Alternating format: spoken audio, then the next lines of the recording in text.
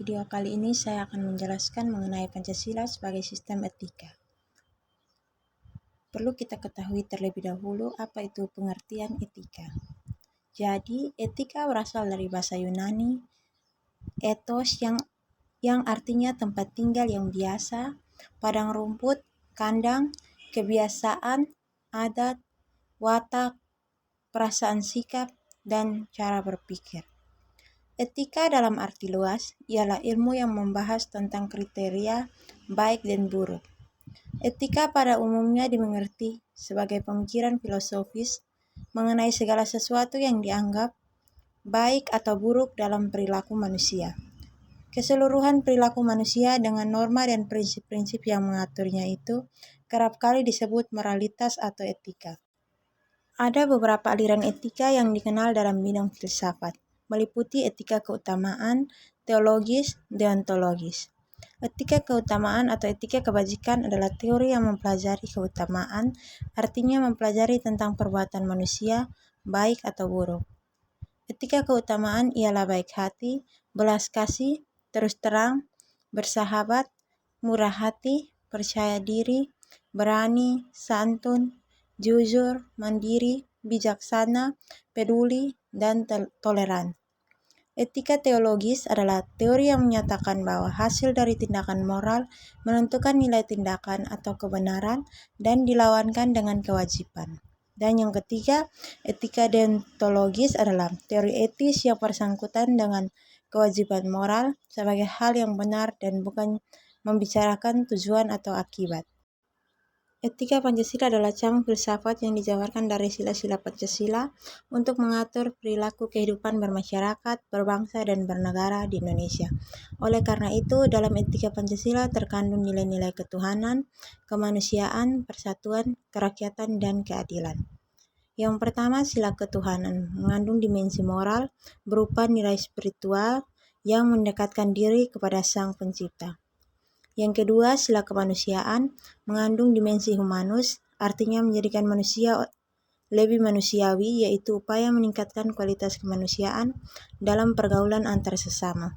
Yang ketiga, sila persatuan mengandung dimensi nilai solidaritas, rasa kebersamaan, dan cinta tanah air. Yang keempat, sila kerakyatan mengandung nilai berupa sikap menghargai orang lain, mau mendengar pendapat orang lain. Dan yang kelima, sila keadilan mengandung dimensi nilai mau peduli atas nasib orang lain, kesediaan membantu orang lain. Alasan diperlukannya Pancasila sebagai sistem etika, yakni yang pertama, dekadensi moral yang melanda kehidupan masyarakat, terutama generasi muda sehingga membahayakan kelangsungan hidup bernegara. Contohnya, penyalahgunaan narkoba, kebebasan tanpa batas, rendahnya rasa hormat kepada orang tua, menipisnya rasa kejujuran, tawuran antar pelajar. Yang kedua, korupsi akan merajalela karena para penyelenggara negara tidak memiliki rambu normatif dalam menjalankan tugasnya.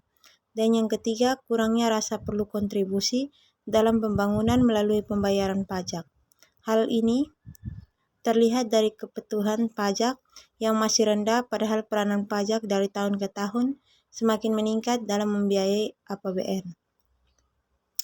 Yang keempat, pelanggaran hak-hak asasi manusia dalam kehidupan bernegara Indonesia ditandai dengan melemahnya penghargaan seseorang terhadap hak pihak lain, contohnya seperti penganiayaan terhadap pembantu rumah tangga, penelantaran anak-anak yatim oleh pihak-pihak yang seharusnya melindungi kekerasan dalam rumah tangga, dan lain-lain.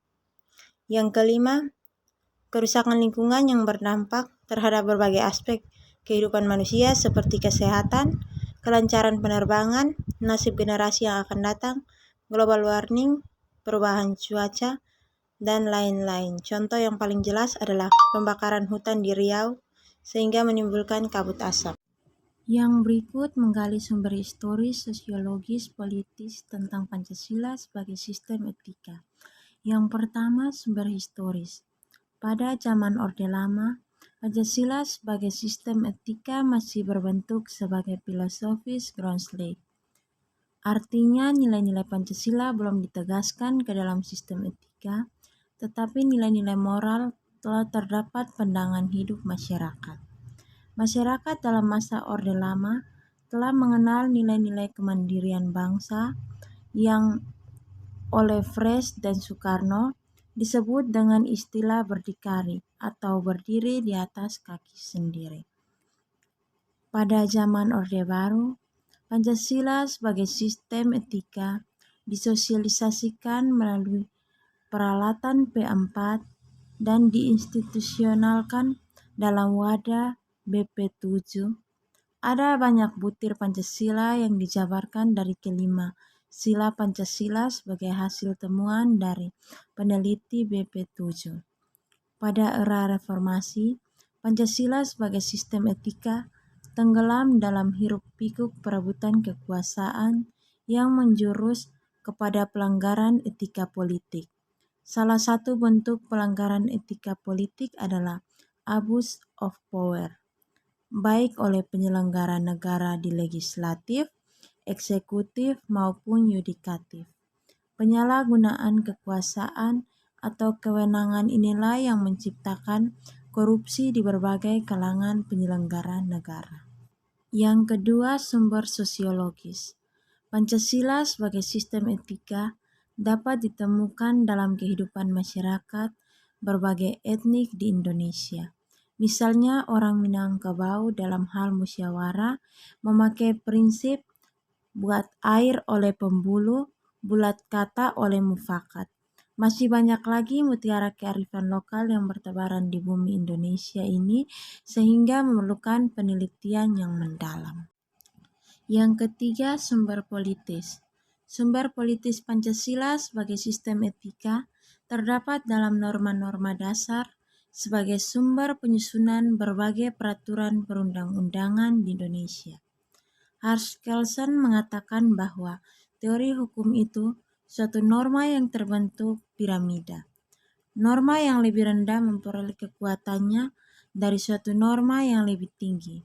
Semakin tinggi suatu norma akan semakin abstrak sifatnya, dan sebaliknya, semakin rendah kedudukannya akan semakin konkret norma tersebut. Pancasila sebagai sistem etika merupakan norma tertinggi yang sifatnya abstrak, sedangkan perundang-undangan merupakan norma yang ada di bawahnya bersifat konkret. Etika politik mengatur masalah perilaku politikus, berhubungan juga dengan praktik institusional, hukum, komunitas, struktur-struktur sosial, politik, ekonomi. Etika politik memiliki 3 dimensi, yaitu tujuan, sarana, dan aksi politik itu sendiri. Dimensi tujuan terjerumuskan dalam upaya mencapai kesejahteraan masyarakat dan hidup damai yang didasarkan pada kebebasan dan keadilan. Dimensi sarana memungkinkan pencapaian tujuan yang meliputi sistem dan prinsip-prinsip dasar pengorganisasian, praktik penyelenggara negara, dan yang mendasari institusi-institusi sosial. Dimensi aksi politik berkaitan dengan pelaku pemegang peran sebagai pihak yang menentukan rasionalitas politik.